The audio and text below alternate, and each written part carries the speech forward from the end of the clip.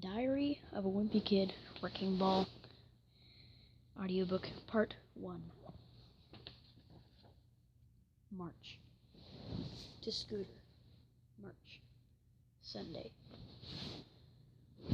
I've read that in ancient times they used to bury kings and pharaohs with all their possessions. Back then, I guess they thought you could take your things with you into the afterlife.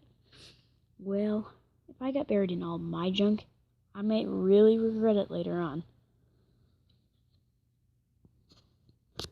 Mom's having me do some spring cleaning to get rid of things I don't need.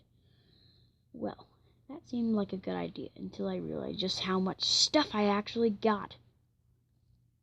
I spent the whole morning going through the closet, and it's crazy how much was packed in there. It's not like it was organized or anything. I basically been throwing things in my closet since we first moved in. Digging through my closet was like going back through my childhood. And the farther back I went, the further back in time it took me. The stuff near the front of the closet was all junk I tossed in there over the past year, like homework assignments and comic books. But after I got those things out of the way, I started finding stuff I forgot about.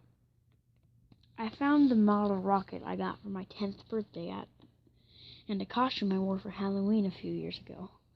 And there was a bunch of things I didn't even know I still had. When I dug a little deeper, I found something I thought I'd lost years ago. It was a binder full of stickers I collected in the 3rd grade. I used to be obsessed with stickers, especially the scratch and sniff kind. I collected all the good smells like bubblegum and cotton candy and that sort of thing. But I had all the really gross ones too. So when a kid in my street wanted to know what giraffe poop or rotten meatloaf smelled like, they'd come to me. Sniff. One of these days, I'm going to write my autobiography. It's going to include scratch and sniff stickers to mark all the different moments of my life. And that's when I realized I stepped in dog poop. Scratch here.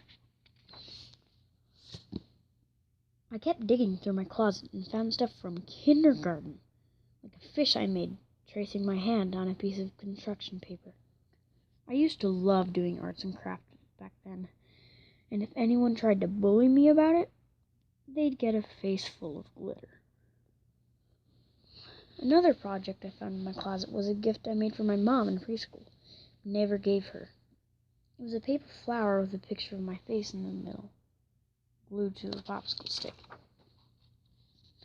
I was glad when I finally reached the back of my closet, but to be honest, I was a little disappointed too. When I was younger, I read this book about these kids who could visit a whole new world by going through their closet. And I always wondered if I might be able to do the same thing with mine.